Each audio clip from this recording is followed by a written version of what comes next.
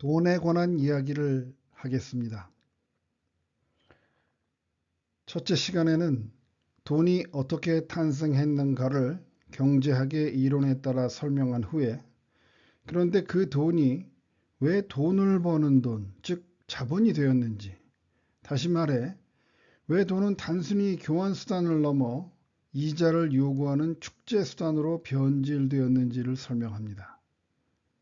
둘째 시간에는 그러한 돈은 왜 투기 자본이 되어 호황과 불황을 일으키는지 살펴보고, 셋째 시간에는 그 돈은 왜 끊임없이 양적 경제 성장을 강요하여 인류와 지구를 황폐화시켰는지 알아보고, 넷째 시간에는 그 돈이 강요하는 맹목적 성장은 필연이 아니며 만일 우리가 그 병든 돈을 치유한다면 양적 성장을 넘어 질적 성숙 단계로 진화할 수 있다는 희망을 논할 것입니다.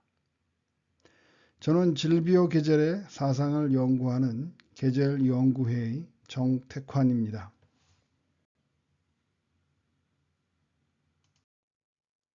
먼저 돈은 왜 돈을 버는 돈, 즉 자본이 될 수밖에 없는지 보겠습니다.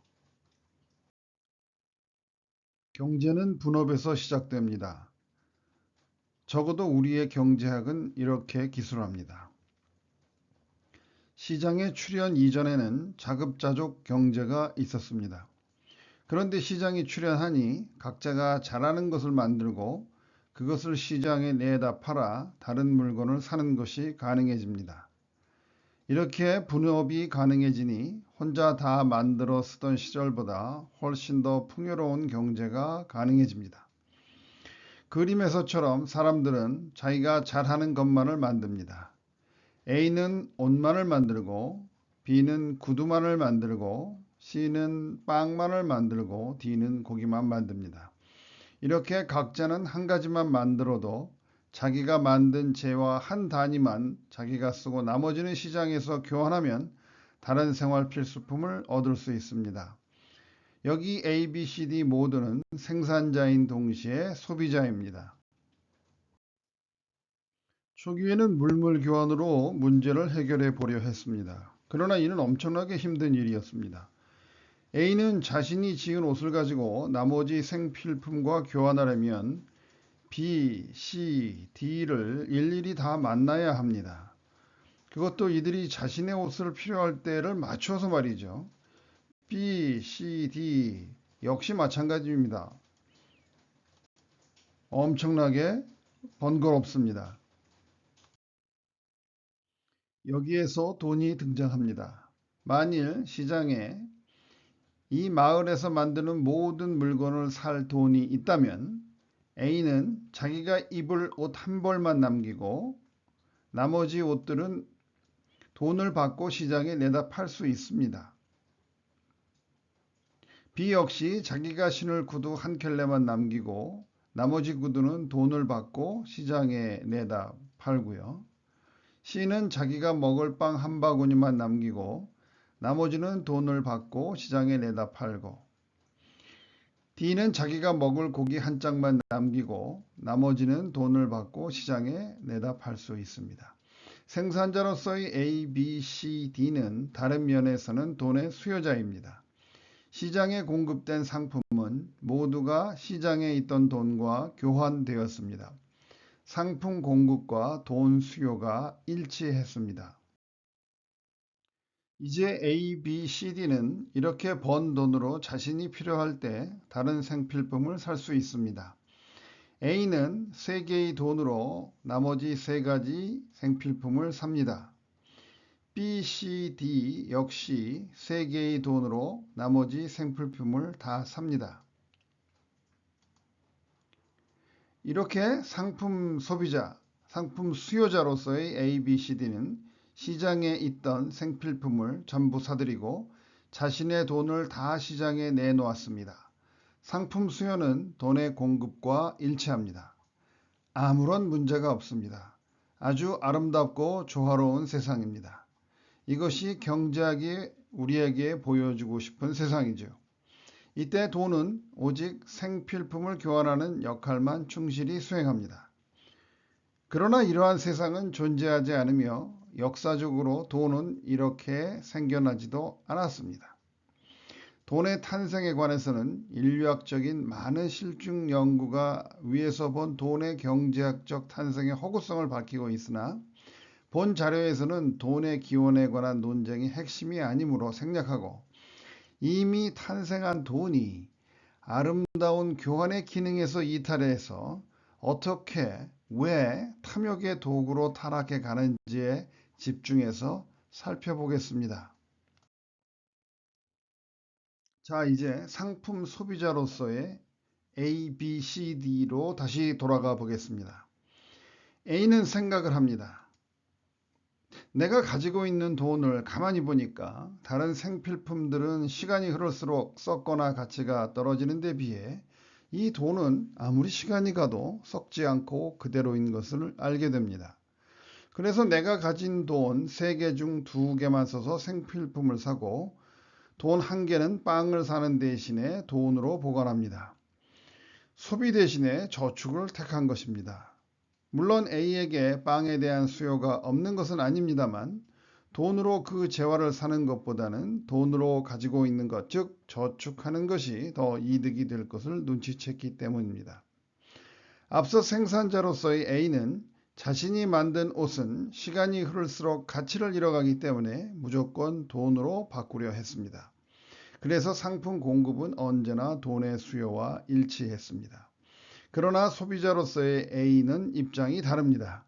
상품 수요는 있으나 돈은 공급하지 않습니다. 즉, 상품 수요와 돈의 공급이 일치하지 않습니다. B와 C는 그런 생각 없이 돈을 다 써버립니다. 그런데 D는 A와 같은 생각을 하고 옷 살 돈을 아껴서 돈 1개를 보관합니다.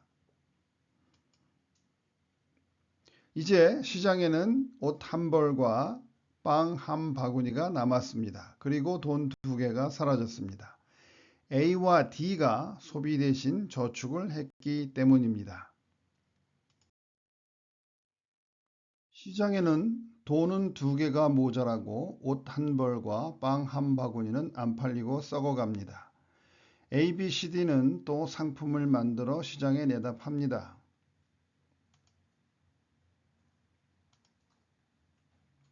이 상품들은 안 팔면 썩기 때문에 다 팔아야 합니다. 이번에도 상품 공급은 돈의 수요와 언제나 일치합니다. 그런데 D가 고기를 팔려고 시장에 갔으나 고기를 한 짝밖에 못 팔았습니다. 시장에 돈이 없었기 때문입니다. D는 시장에 못 팔고 남은 고기 2짝이 썩어가는 것을 보고 있어야만 했습니다.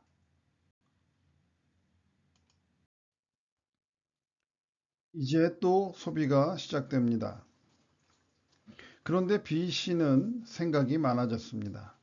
전에처럼 돈을 다 쓰는 것은 뭔가 위험한 듯합니다. 특히 D를 보면서 생각합니다. 시장에 돈이 부족해 D는 큰 공경에 빠졌으나 다행히 저축한 돈 1개가 있어 위기를 면할 수 있음을 보았습니다. 그래서 B, C도 A, D처럼 돈을 저축하려고 합니다.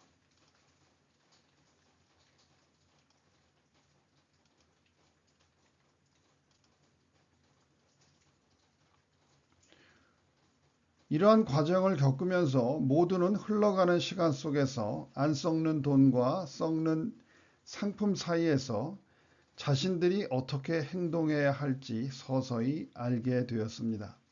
상품의 수요와 돈의 공급은 점점 크게 벌어지고 마을에는 긴장이 흐릅니다.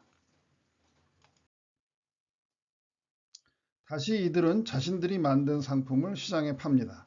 가장 공경을 겪었던 D가 가장 먼저 고기를 다 팔았습니다. 항상 민첩했던 A도 옷을 다 팔았습니다.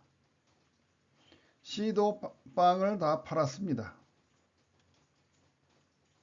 한 발 늦은 B가 구두를 팔려고 시장에 갔으나 하나도 팔지 못했습니다. 시장에는 구두를 살 돈이 없습니다. B는 큰일이 났습니다. 저축해둔 돈 한 개로는 식구들을 먹일 수 없습니다. 이제 B는 A를 찾아갑니다. 식구를 먹여 살리기 위해 B는 돈 한 개를 A에게서 빌립니다. A는 B에게 대가를 요구합니다. 이자가 탄생하는 순간입니다. 이자는 왜 생길까요? 돈이 부족해서입니다. 그래서 B는 공경에 빠졌고 살기 위해 돈을 빌려야 하니 대가를 지불해야죠. 그런데 이는 표면적인 이유입니다. 돈은 왜 부족해졌을까요? 맞습니다. A가 처음 발견한 사실 그것 때문입니다. 시간이 흘러도 돈은 안 썩으니까 돈을 축적하자는 생각이 돈의 부족을 낳았고 이 부족이 누군가를 공경에 빠뜨렸고 그 공경이 이자를 만들어냈던 겁니다. 다음은 어떻게 될까요? B는 세상의 쓴맛을 보고 결심합니다. 돈을 더 열심히 벌어야겠다고 말입니다. 그래야 이자를 낼 수 있으니까요. 그래서 새벽부터 밤늦게까지 일해서 구두를 더 많이 만듭니다. 그리고 이걸 남들보다 빨리 팔아 돈을 챙깁니다. B가 더 챙긴 돈 때문에 이제 다른 누군가가 공경에 빠집니다.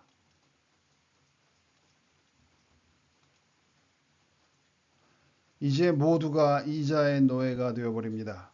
이자를 벌기 위해 혹은 이자를 갚기 위해서 말이지요. 이렇게 돈은 자본, 즉 돈을 버는 돈이 되어버렸습니다. 그리고 모두는 자본을 사용하는 대가인 이자를 못 내 파산하지 않으려고 더욱 열심히 일합니다. 그 어떤 불안과 공포가 우리 모두를 이자 노예로 만들어 버렸습니다.